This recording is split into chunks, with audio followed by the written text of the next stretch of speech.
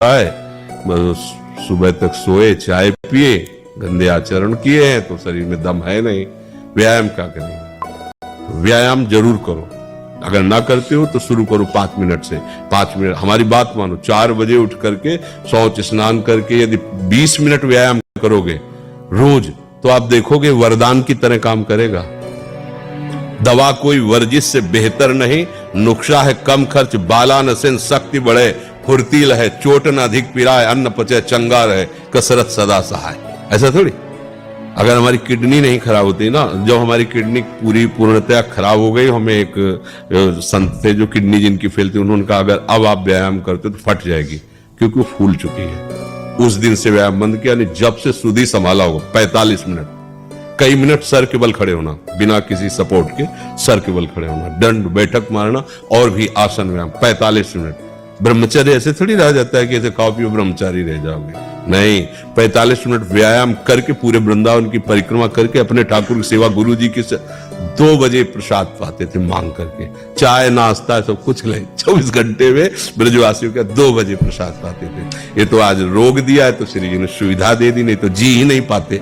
व्यायाम करना चाहिए, नाम जप करना। देखो, आप देखो अपना जीवन देखना, 1 साल में आप बदल जाओगे, 1 साल में चेहरा बदल जाएगा, जीवन बदल जाएगा। नाम जप करो, आध्यात्मिक शक्ति बढ़ाओ, व्यायाम करो, शुद्ध भोजन करो, शारीरिक शक्ति बढ़ाओ, अभी आप बलवान बन जाओगे। बलवान कौन है? दूसरा गाली दे रहा, आप सह गए उसे बलवान कहते, उसका थप्पड़ मार दिया उसे बलवान नहीं कहते। बल आप में क्षमा है तो आप बलवान हैं, काम को आप जीत रहे हैं आप बलवान हैं, लोभ को आप जीत रहे हैं आप बलवान हैं, दूसरा कोई बीमार पड़ा है आप उसको सेवा कर रहे हैं, कोई चाह नहीं, ये आप बलवान हैं। निर्बल आदमी नहीं कर सकता। आज हम सब निर्बल होते जाते हैं, क्या? अपने सुख के लिए, बस हमारा शरीर सुखी है, दूसरे को छुरी से काट दो, कोई मतलब की बात नहीं। ये सब निर्बल लोग हैं जिनको विकार परास्त करते हैं। कि मन, वीर और प्राण तीनों का एक कनेक्शन है, एक ही कनेक्शन है। अगर हमारा वीर ब्रह्मचर्य ठीक है तो मन शांत और एकाग्र रहेगा और प्राण बलवान और सूक्ष्म रहेंगे। अगर वीर कमजोर हो गया तो मन चंचल अशांत और प्राण स्थूल और बलहीन हो जाएंगे, स्थूल, सूक्ष्म नहीं होंगे। अब हमको मेन पॉइंट पर सुधार करना है, चाहे गृहस्थ हो चाहे विरक्त। गृहस्थ के लिए भी एक संयम से बर्ताव करने के लिए कहा गया है, और अगर जब तक ब्याह नहीं हुआ तब तक तो और संयम से रहना ही चाहिए। अगर हम लोग वीर का महत्व समझने लगे, ब्रह्मचर्य का, तो हमारा जीवन काफी संकटों से निवृत्त हो सकता है। अध्यात्म शक्ति वीर से ही प्रकट होती है। जब हम ब्रह्मचर्य से रहते हैं, भजन करते हैं, मनुगृहस्थी में भगवान कश्यप जी 10,000 वर्ष तक ब्रह्मचर्य रहे। फिर उन्होंने माता विनता के गर्भ में, जानते हो कौन पैदा हो? भगवान गरुड़ जी पैदा हो। कितने बलशाली, भगवान के वाहन, पूरे विश्व ब्रह्मांड को अपने एक पंखे में रख के उड़ सकते हैं। 10,000 वर्ष भजन किया तो फिर गरुड़ जी पैदा हो।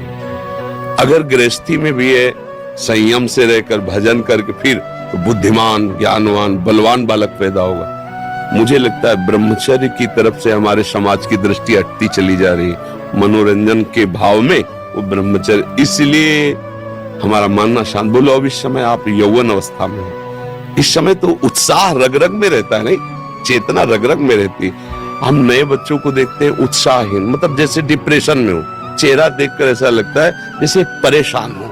क्यों परेशान है?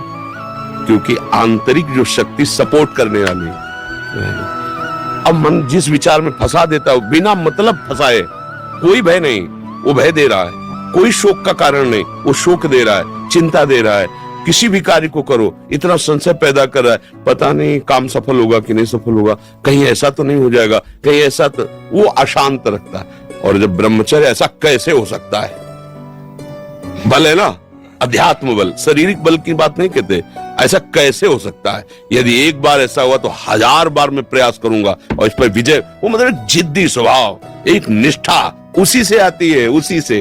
ये जो संत महात्मा बड़े बड़े कष्टों को रौंद करके वो मेन पावर है।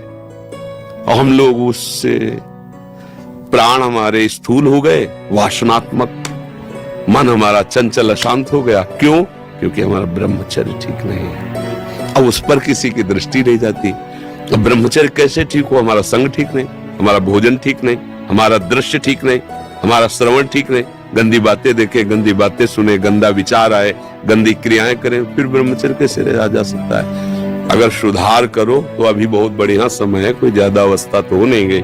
ब्रह्मचर्य का सुधार करो। हम सबसे कहते हैं व्यायाम करो। बिना शरीर को थकाए ब्रह्मचर्य को पचाया नहीं जा सकता। जैसे दंड बैठक, दौड़ भाग, व्यायाम किया, फिर आप भले गृहस्थ हो, फिर दिन भर कार्य करते रहो।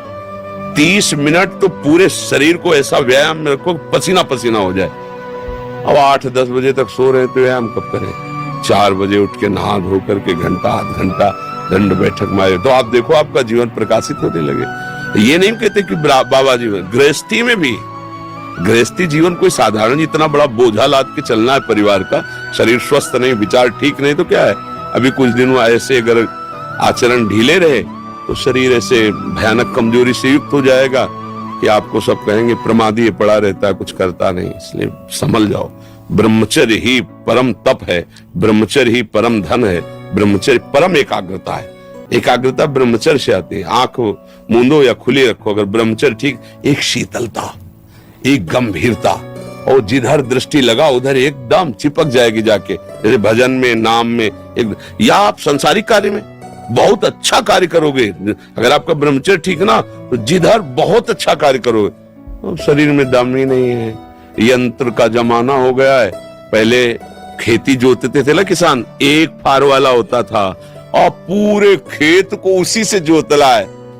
बलवान होते थे। 2 लीटर मठा और 8 रोटी पाए, बैल की जैसी ताकत।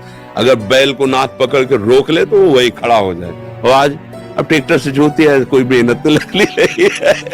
तो ये शरीर का हम लोग बहुत बुरी तरह से पतन कर रहे हैं। बड़ा कीमती शरीर है। हाँ, इसमें बहुत चेतना की आवश्यकता है। संसार में रहते हुए भगवान का सत्य का मार्ग चयन करके हमें भगवत प्राप्ति करनी। अरे कम से कम जितनी ऊंचाई पे आ गए उससे नीचे तो न जाए। सुअर कुत्ता तो न बनना पड़े। मनुष्य बन गए हैं तो ऊंचे चढ़े कि नीचे गिरे, पर यह ध्यान नहीं रहता। हम काम करने लगते हैं वही जहां नीचे गिरना है। अब दूसरे जीवों का मांस खाना, शराब पीना, जुआ खेलना, बेविचार, ये कहां ले जाएगा? एकदम नष्ट कर देगा।